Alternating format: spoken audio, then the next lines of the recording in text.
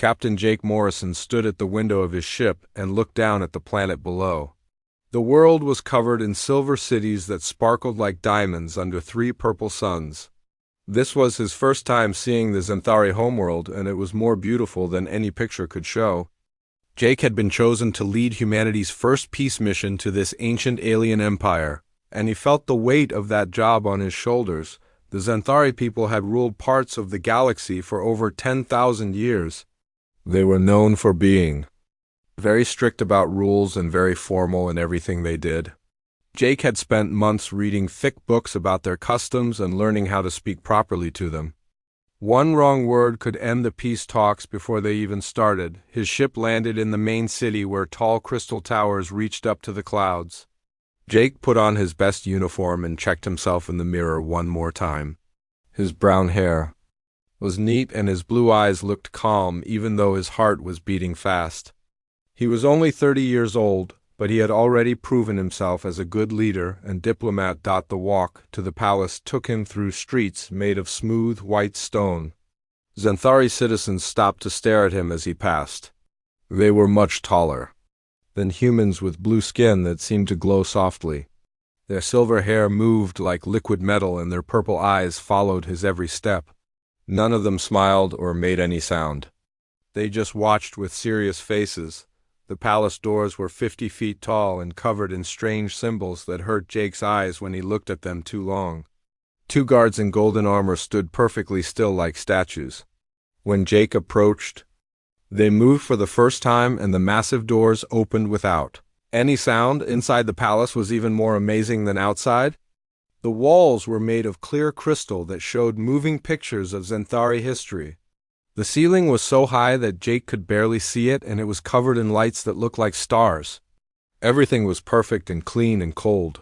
A tall Xanthari in purple robes walked toward Jake. This was Ambassador Turvo, who had been talking to Earth's government for months to set up this meeting. He bowed exactly 30 degrees, which Jake knew was the proper greeting for someone of his rank. "Captain Morrison," the ambassador said in a voice that sounded like music, "Her Royal Highness Princess Lirale Xanthari Ka awaits you in the throne room. You must follow protocol exactly as we discussed." Jake nodded and followed the ambassador down a long hallway. His boots made small echoing sounds on the crystal floor. They passed many Xanthari nobles who all wore flowing robes in different colors. Each one bowed the exact same way when they saw Jake, and not one of them spoke a word. The throne room was the biggest space Jake had ever seen.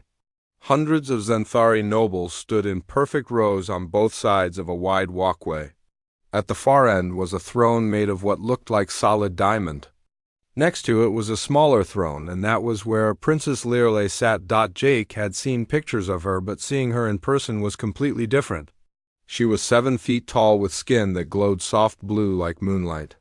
Her silver hair fell to her shoulders and moved like water. Her purple eyes were bright and intelligent, and they seemed to look right into his soul. She wore a dress made of fabric that changed colors as she moved, and a crown of small crystals that caught the light. Jake began the long walk down the center of the room. Every step felt important, and he could feel hundreds of eyes watching him. He had practiced this walk many times and knew he had to stop exactly 12 feet from the throne and bow 45 degrees for exactly 3 seconds when he reached the right spot. Jake stopped and began his bow. Just as he did, Princess Lirale stood up from her throne. She was supposed to stay sitting until after his formal greeting, but instead she stepped forward. The crystal steps leading down from her throne were smooth, and as she took the first step, her foot slipped slightly. Without thinking, Jake moved forward and reached out to catch her arm. "Easy there, sweetie," he said in his normal voice, as he helped her keep her balance. The moment the words left his mouth, the entire throne room went completely silent. Jake realized what he had done.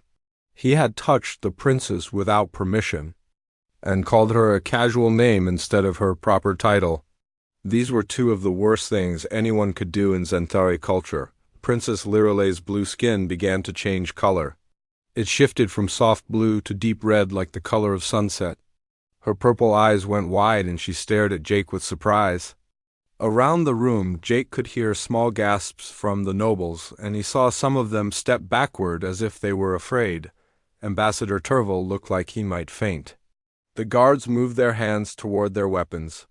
Jake knew he had probably just destroyed any chance of peace between their peoples with two simple words, but then something happened that no one expected. Princess Liralay's mouth curved into a smile. It was small at first, but then it grew bigger until she was smiling with real happiness. Jake had never seen a Xanthari smile before, and it changed her whole face from cold and distant to warm and alive. She looked directly into Jake's eyes, and when she spoke her voice was soft and musical.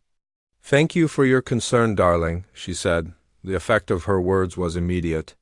Several nobles actually stumbled backward. One of them made a small choking sound. The guards froze with their weapons half drawn. Ambassador Turville turned. Even paler than usual. Jake knew enough about Xanthari culture to understand what had just happened. The princes had used a word that in their language was only said between married couples or people who were planning to marry. She had essentially told the entire court that she considered Jake to be her romantic partner. Princess Liralay continued to smile at Jake as if nothing unusual had happened. Her skin slowly returned to its normal blue color, but her eyes stayed bright with something that looked like joy. She stepped down from the remaining steps with perfect grace and stopped just a few feet away from him. "Welcome to our world, Captain Morrison," she said, using his proper title now, but still with that warm smile. "I hope your stay here will be very interesting." Jake managed to find his voice again. "Thank you, Your Highness. I'm honored to be here," he said, trying to get back to the formal script. He had memorized. The princess tilted her head slightly, and her smile grew even bigger. "Please just call me Liralay," she said. "I think we are going to be very good friends." Around them, the Xanthari court remained frozen in shock. Ambassador Turville looked like he was trying to figure out if this was a disaster or a miracle. Jake realized that his simple human instinct to help someone who was falling had just changed everything between their two species in ways he could not even begin to understand.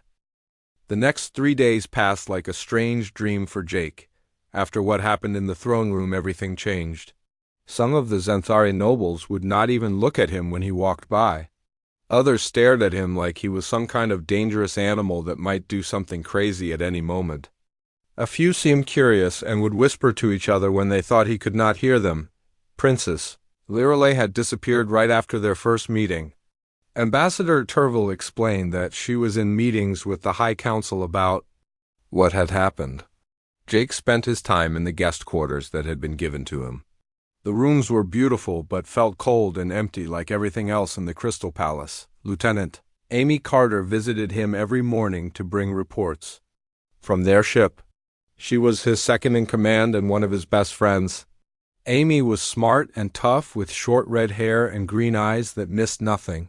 She had warned Jake many times to be careful around the aliens. "Jake, you have really done it this time," Amy said as she sat down across from him at the crystal table. "Half the Xanthari Council wants to send us home immediately. The other half wants to study you like some kind of interesting bug." Jake rubbed his face with his hands. He had not slept well since the incident. "I know, Amy. I just reacted without thinking. She was falling and I helped her. It seemed like the right thing to do. The right thing to do was follow the protocol we spent months learning," Amy replied. "Now Dr. Hayes is running around trying to figure out what your little slip-up actually means in their culture." Dr. Kevin Hayes was the team's expert on alien cultures. He was a thin man with gray hair who loved to read old books and study how different species lived. He had been excited about this mission from the start because the Xanthari were so mysterious. Dr. Hayes arrived at Jake's quarters that afternoon carrying a stack of crystal tablets covered in Xanthari writing. His eyes were bright with excitement and he seemed more energetic than usual. "Jake, this is fascinating," he said as he set the tablets down on the table. "I have been studying Xanthari culture for 20 years and I have never seen anything like what happened in that throne room." "What do you mean?" Jake asked. "The Xanthari have not changed their ways for thousands of years," Dr. Hayes explained. "Their society is built on strict rules and formal behavior. Emotions are considered private and personal things that should never be shown in public. What Princess Lirelei did was completely against everything they believe in. Jake felt worse. So I really did mess everything up. Actually, I think you might have done something amazing, Dr. Hayes said with a smile. I have been talking to some of the younger Xanthari nobles, and they are very interested in what happened. They want to know more about human customs and why you acted the way you did. Before Jake could ask more questions, there was a soft chime at his door. Ambassador Turville entered the room looking nervous. Behind him came Princess Lirelei wearing a simple blue dress instead of her royal robes. She looked more relaxed than she had in the throne room, but there was still something careful about the way she moved. Captain Morrison, she said formally. I would like to speak with you privately if that is acceptable. Amy and Dr. Hayes quickly left the room. Ambassador Turville looked like he wanted to stay, but Princess Lirelei gave him a look. That sent him away too. When they were alone, she walked over to the window that looked out over the Crystal City. I must apologize for the confusion in the throne room, she said without looking at him. My response was not what anyone expected. You don't need to apologize. Jake said, I'm the one who broke protocol. I should have been more careful. Princess Lirelei turned around and Jake was surprised to see that she was smiling again. It was not as big as the smile in the throne room, but it was real and warm. That is exactly what I wanted to talk about, she said. You were not careful. You just reacted naturally when you thought someone needed help. In our culture, that kind of behavior is very unusual. She walked closer to him, and Jake noticed that. Her purple eyes seemed to glow softly in the light from the window. May I ask you something, Captain Morrison? Of course. And please just call me Jake. Her smile grew a little bigger. Jake, in your culture, is it normal to help strangers even when it might cause problems for yourself? Well, yes, Jake said. Most humans would do the same thing I did. When we see someone who might get hurt, we try to help them. It's just instinct. Princess Lirelei nodded slowly, like she was thinking about something important. And is it normal to speak to people in a friendly way, even when you first meet them? Sure, most of us are pretty casual with each other. We save the formal stuff for special occasions. Fascinating, she said. In our society, we have very specific ways to speak to different people based on their rank and family connections. I have never been allowed to speak casually to anyone except my closest family members. Jake was starting to understand something. Are you saying that all the formal rules make it hard to really get to know people? Exactly, Princess, Lirelei said, and her voice sounded excited for the first time. I have been studying other cultures in secret for many years.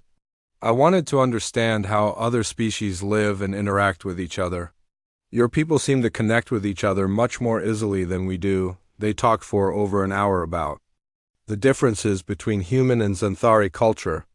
Jake learned that the Xanthari had not changed their ways for so long that many of their people felt trapped by all the rules.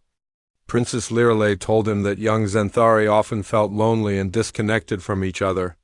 When you called me sweetie and helped me, she said, it felt like the first time in my life that someone had treated me like a normal person instead of just a royal title. But why did you call me darling? Jake asked. Dr. Hayes said that word has special meaning for your people. Princess Lirelei's skin turned slightly pink. I had been studying human terms of affection, and I knew that you meant your word in a kind way. I wanted to respond with the same kind of warmth, but I only knew the Xanthari equivalent. I did not think about how it would sound to everyone else. Jake found himself smiling. So you were trying to be friendly and accidentally told everyone that we were dating. I suppose that is one way to put it, she said, and now she was definitely blushing. The council has been very confused about how to handle the situation. Over the next few days, Princess Lirelei began visiting Jake more often. She said she wanted to learn more about human customs, but Jake started to think there was more to it than that. She asked him about everything from how humans made friends to how they showed emotions to how they fell in love. During one visit, she brought him to see the palace gardens. The plants were unlike anything on Earth, with flowers that glowed and trees that seemed to hum with music. As they walked, she began trying to use more casual speech like she had heard Jake use. This place is really beautiful. Jake said as they stopped next to a fountain made of floating crystal spheres. You think so, Princess Lirale said. Then she paused and tried again. I mean, you really think it's nice, Jake laughed. You don't have to change how you talk for me. Your voice is beautiful the way it is. She smiled, and her skin turned that soft pink color again. You are very kind, Jake. In our culture, no one talks about beauty or gives compliments so freely. Well, I think you're amazing, Jake said without thinking.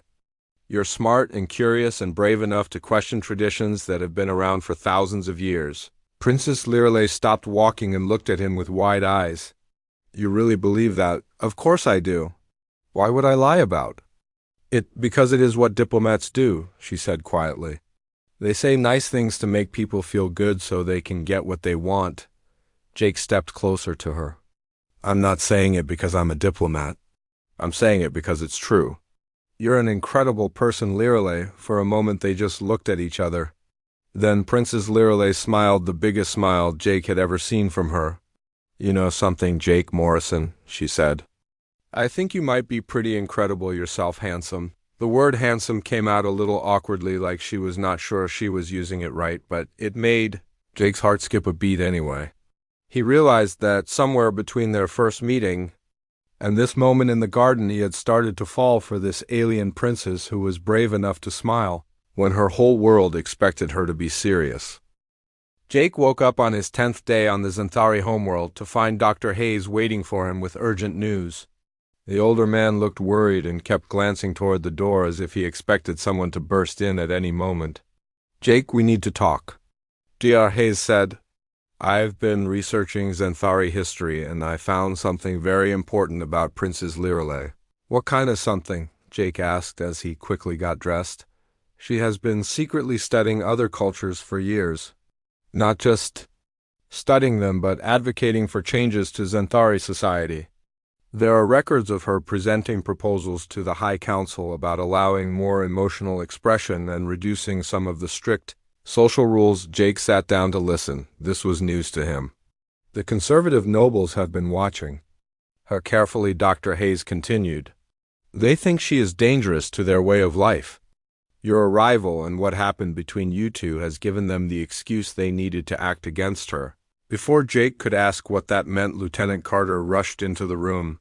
Her face was pale and she looked like she had been running.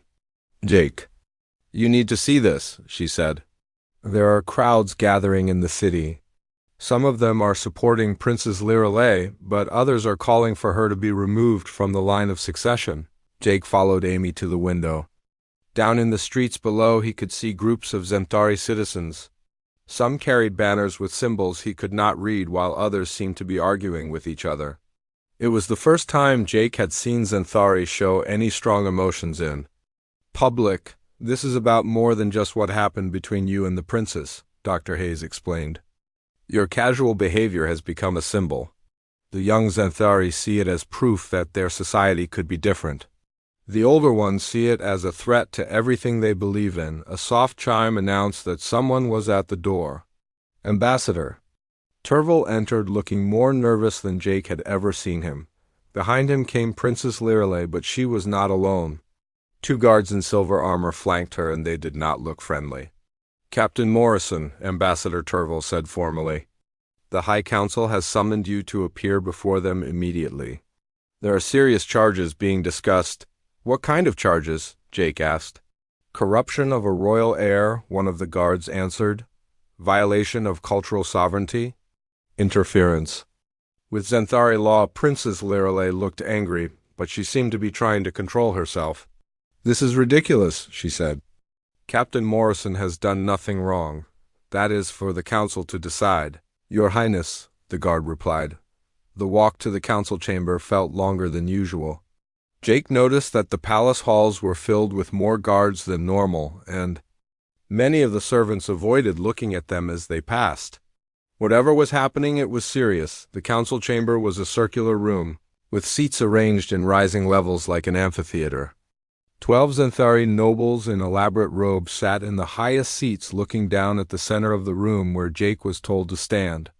Princess Lirale was seated to one side with more guards nearby. The eldest council member stood up. This was High Chancellor Vextar and Jake could tell immediately that this man did not like humans or the changes they represented. His purple eyes were cold and his voice was sharp when he spoke.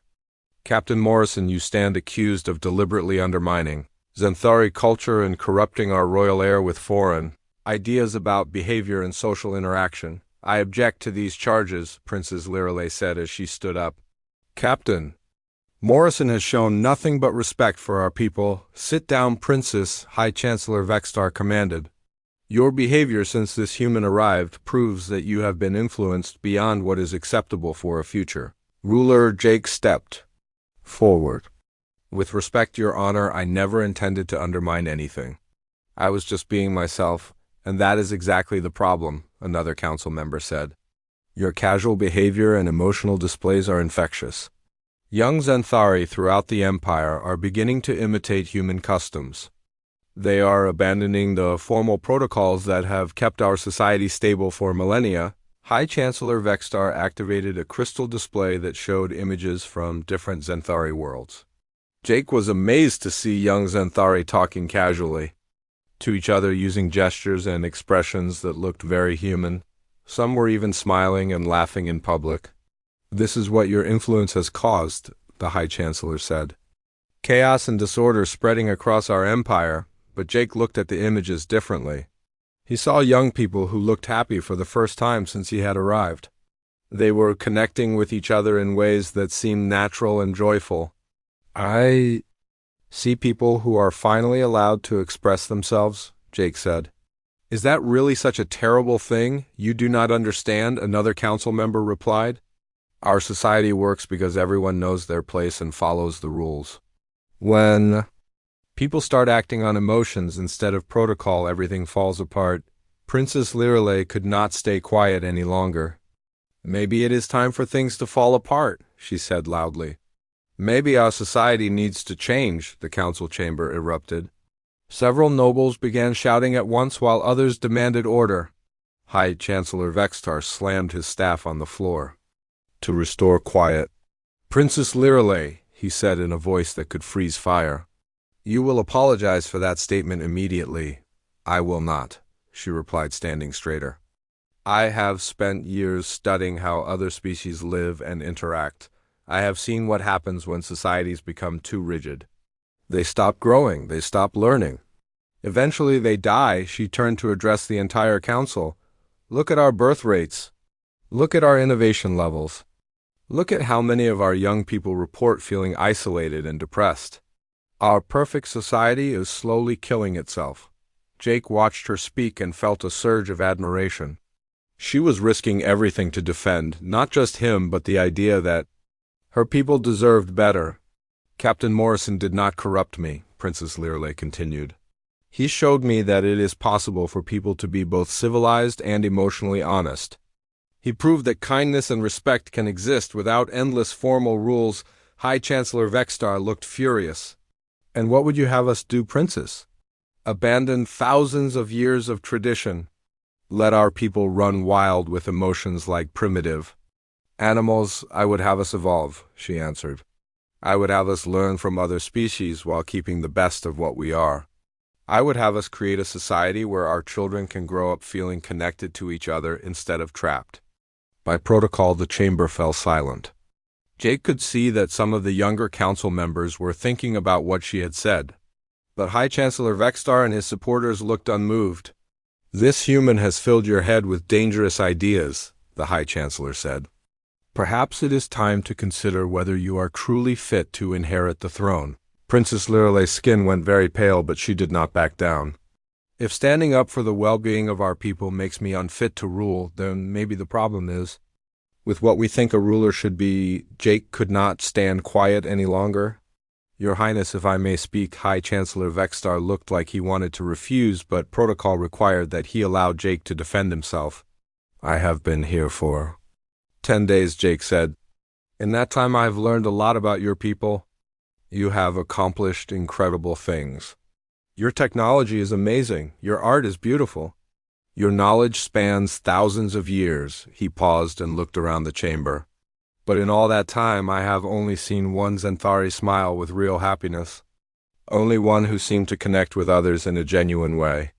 Only one who acted like she cared about something beyond following rules. Jake turned toward Princess Lirelei. That person was Princess Lirelei. She is not corrupted by human influence. She is everything your people could become if you let them be themselves. And what makes you think you understand our people better than we do? High Chancellor Vextar demanded. Because I see what you have given up, Jake replied. You have traded joy for order. You have traded connection for protocol. You have traded growth for stability. And now you are afraid that if people taste real happiness, they will never accept being miserable again. The silence that followed was deafening. Finally, Princess Lirelei spoke. High Chancellor Vextar, I formally request permission to study human cultural practices more extensively with Captain Morrison as my guide. Everyone in the chamber knew what this meant. In Zenthari law, this was essentially a declaration that she wanted Jake as her romantic partner. High Chancellor Vextar smiled coldly. Very well, Princess. But if you insist on this path, you must be prepared for the consequences. Ancient law gives us the right to test any potential royal consort to ensure they are worthy. Jake felt his heart sink. He had heard of these tests. They were designed to be impossible for anyone who was not Zenthari.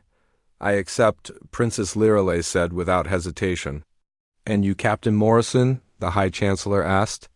Do you accept the trial of understanding, knowing that failure means exile or death for both of you? Jake looked at Princess Lirelei.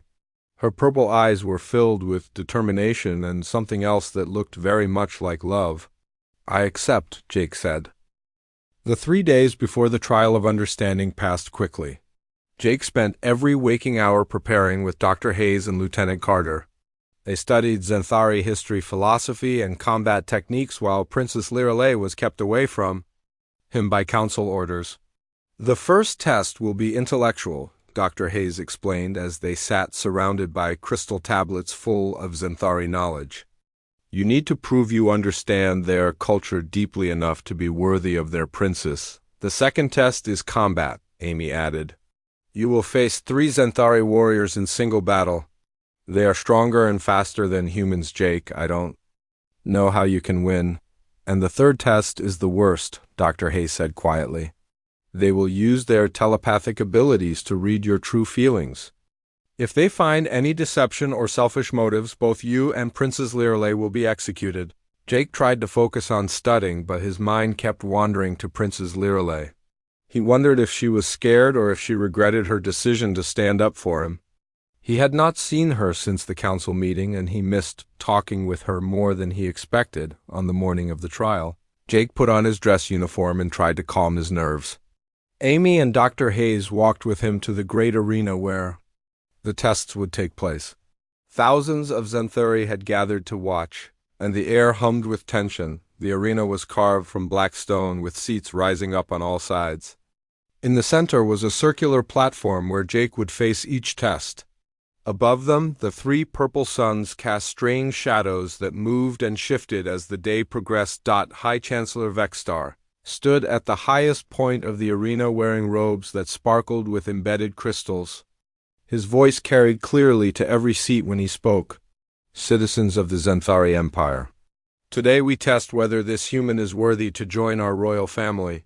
The trial of understanding consists of 3 parts: mind, body, soul. He must pass all 3 or face the consequences. Jake walked to the center platform and looked up at the crowd. He spotted Princess Lirelei sitting with the royal family. She was wearing white robes and her face was calm, but he could see worry in her purple eyes. The first test began immediately. A council member approached carrying a crystal sphere that glowed with soft light. When Jake touched it, information flooded into his mind. Questions about Zenthari law, history, and philosophy came faster than he could think. What is the fundamental principle that guides Zenthari society? A voice asked inside his head. Jake thought about everything he had learned. The obvious answer was order or tradition, but he remembered his conversations with Princess Lirelei about what was wrong with their world. The fundamental principle should be the well-being of the people, he answered. But it has been replaced. By rigid adherence to rules that no longer serve their original purpose, the questions continued for what felt like hours. Jake drew on not just his studies but his observations of Xanthari life and his talks with Princess Lirelei. Instead of giving the expected formal answers, he spoke about what he had seen and learned. Why do the Xanthari avoid emotional expression? Came another question. Because they fear that emotions will lead to chaos, Jake replied. But they have forgotten that emotions also lead to connection, creativity, and growth. They have chosen safety over life. When the intellectual test ended, Jake felt exhausted but hopeful. He had not given the traditional answers, but he had spoken his truth about Xanthari society. The second test began without rest. 3 Xanthari warriors entered the arena, wearing black armor and carrying energy weapons. They were each 7 feet tall with muscles that rippled under their armor.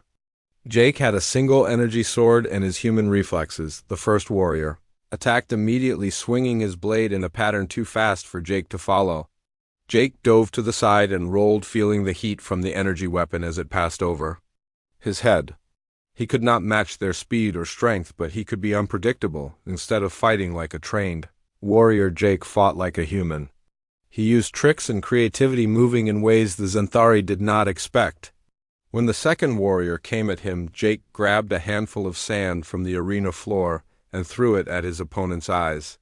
It was not honorable by Xanthari standards, but it worked. The third warrior was more careful, watching Jake's unusual tactics. But Jake remembered something Princess Lirelei had said about Xanthari values. Honor was more important than victory. When the warrior stumbled, Jake could have delivered a killing blow, but instead he helped his opponent regain his footing. Why?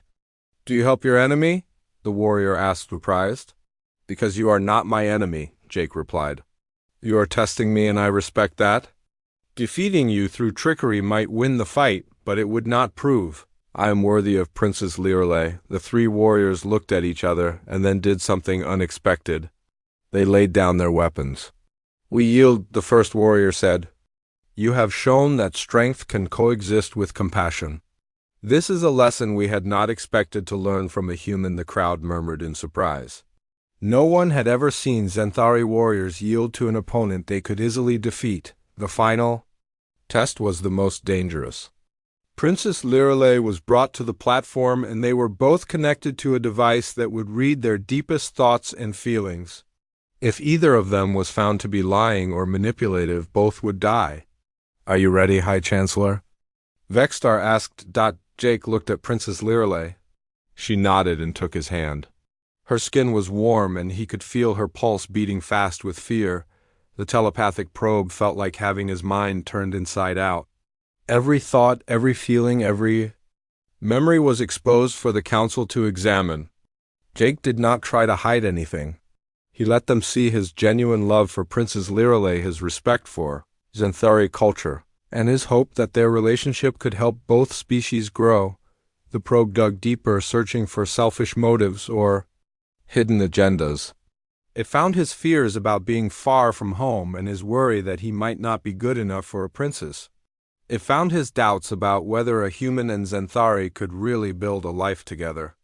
But it also found his determination to try, and his willingness to sacrifice everything for Princess Lirelei's happiness. Princess Lirelei's mind was open too, and Jake felt overwhelmed by the depth of her feelings. She loved him not just as a person, but as a symbol of what her people could become. She wanted to use their relationship to prove that Xanthari could change and grow while keeping the best of their traditions, but the probe also revealed something else. Princess Lirelei had been planning for years to challenge the old ways of her society. Meeting Jake had not corrupted her. It had given her the courage to act on beliefs she had held for a long time. When the probe ended, both Jake and Princess Lirelei collapsed to the platform, exhausted by having their souls examined so thoroughly.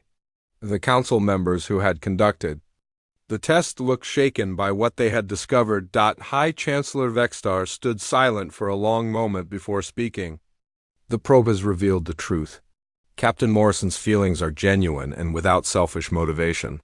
Princess Lirelei's affection is real and based on shared values rather than mere infatuation. The crowd waited to hear more. However, the High Chancellor continued, "The probe has also revealed that Princess Lirelei has been planning to change Zenthari society for years.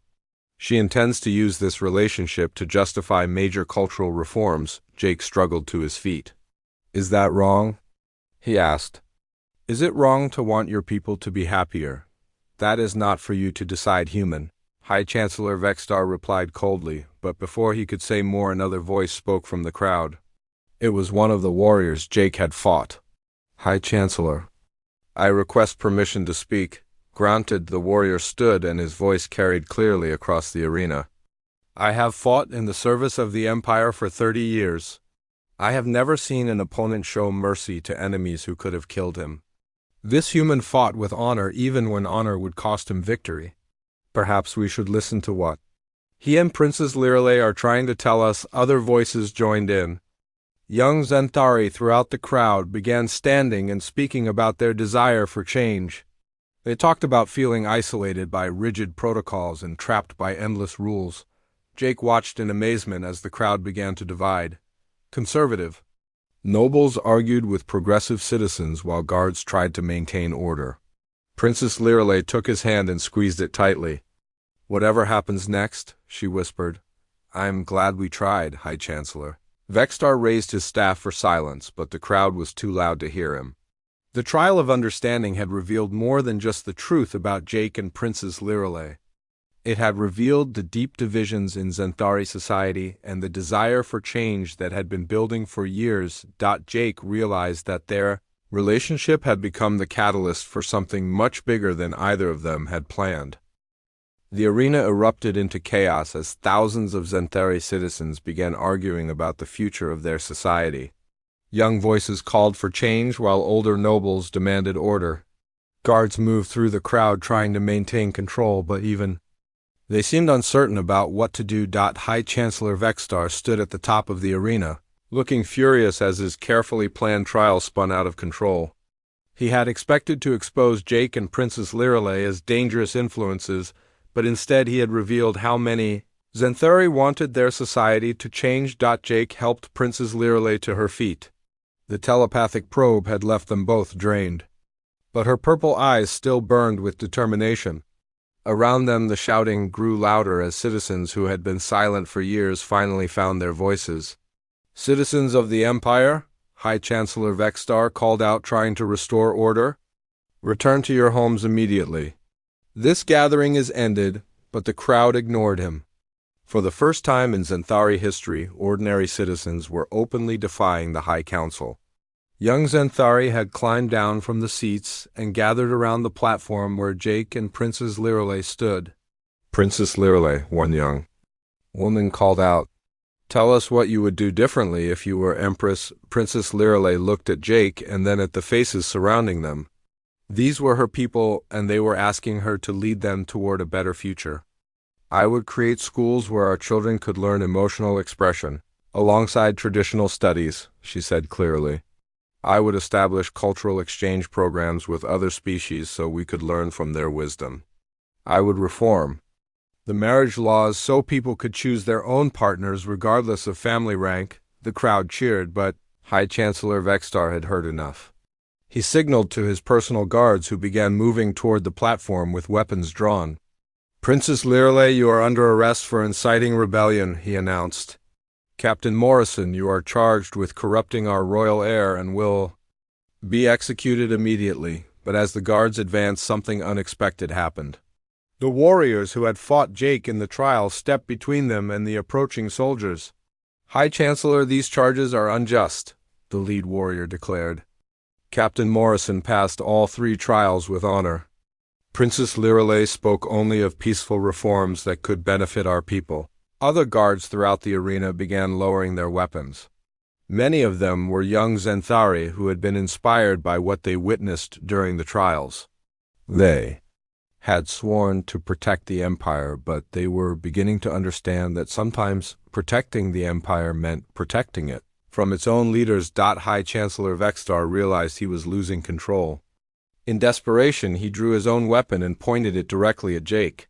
"If I cannot restore order through law, then I will restore it through force," he snarled. The corruption ends here. He fired his energy weapon, but Jake was already moving. He pushed Princess Lirelei aside and dove toward the High Chancellor. The energy blast missed him by inches and struck the arena wall, sending chunks of black stone flying into the crowd. Jake tackled High Chancellor Vexstar, and they rolled across the platform, fighting for control of the weapon.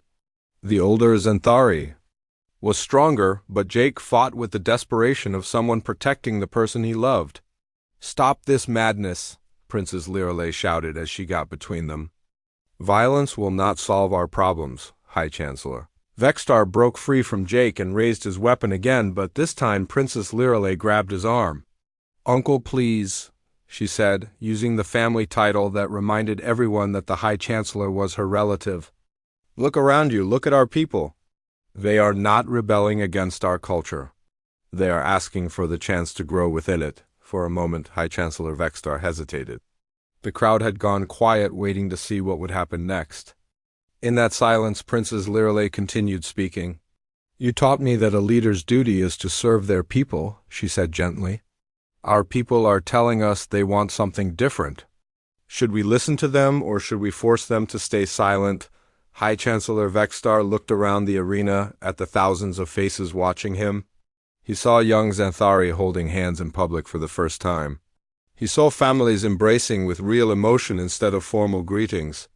He saw hope in eyes that had been empty for too long. Slowly he lowered his weapon.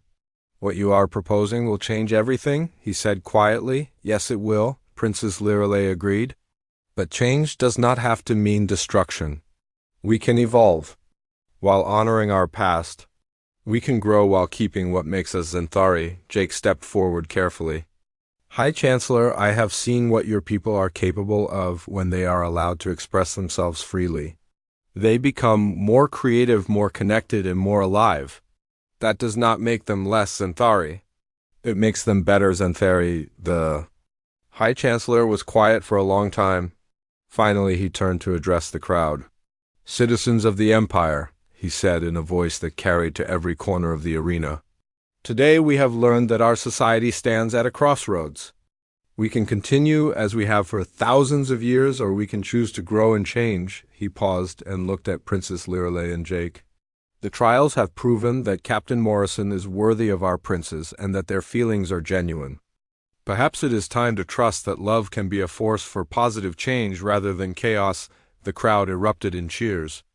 Young Xanthari began, hugging each other openly, while older citizens watched with amazement and growing acceptance. Princess Lirelei took Jake's hand and they stood together as the Xanthari people celebrated around them. The formal trial had become an informal revolution, but it was a revolution of the heart rather than violence. 6 months later, Jake and Princess Lirelei were married in a ceremony that blended Xanthari tradition with human warmth. The wedding was held in the Crystal Palace, but the rigid protocols were relaxed to allow for genuine emotion and celebration. Jake wore his military dress uniform while Princess Lirelei was beautiful in a gown that shifted colors like the aurora. As they exchanged vows, Jake kept his words simple and honest. "Lirelei, you showed me that two very different people can create something beautiful together. You taught me that love is the strongest force in the universe when it is combined with courage and hope. You are my sweetie, my princess, and my partner in building a better future for both our peoples." Princess Lirelei's response brought tears to both human and Xanthari eyes. "Jake Morrison, you gave me the gift of seeing my own people through new eyes. You showed me that tradition and progress can work together when they are guided by love. You are my darling, my beloved, and my guide toward a tomorrow where our children will be free to be themselves." The ceremony ended with something that had never been seen before in Xanthari history. The entire crowd of wedding guests began applauding and cheering with genuine joy instead of polite formal approval. As Jake and Princess Lirelei walked down the aisle together hand in hand, the Crystal Palace rang with the sound of laughter and celebration. Outside the palace, young Xanthari couples were holding hands in public and families were embracing with real affection. The first cultural exchange school had opened the week before with both human and Xanthari teachers, children who had never been allowed to smile in public. were learning to express themselves through art, music, and poetry. High Chancellor Vextar had become one of the strongest supporters of the reforms after seeing how much happier his people had become. He often told visitors that the day a human called their princess sweetie was the day the Xanthari Empire finally learned how to truly live. Jake and Princess Lirale spent their honeymoon visiting other worlds in the Empire to meet with Xanthari citizens who wanted to learn about the changes happening on their homeworld. Everywhere they went, they found people hungry for connection and eager to experience the emotional freedom that had been denied to them for so long. On their last night before returning home, they stood on the balcony of their ship looking out at the stars. Princess Lirale leaned against Jake's shoulder and sighed contentedly. "Do you ever wonder what would have happened if you had followed protocol that first day?" she asked. Jake smiled and pulled her closer. "I try not to think about it. Sometimes the best things happen when you stop worrying about rules and just follow your heart." Princess Lirale looked up at him with eyes that sparkled with mischief. "Ready for our next adventure?" Handsome Jake laughed and kissed the top of her head. "Always beautiful." Always. Their laughter echoed across the ship, carrying the promise of a future where love had conquered fear, and two species had learned that growing together was better than standing still apart. The Xanthari Empire had finally discovered that the greatest strength came not from rigid control, but from the courage to change and the wisdom to love.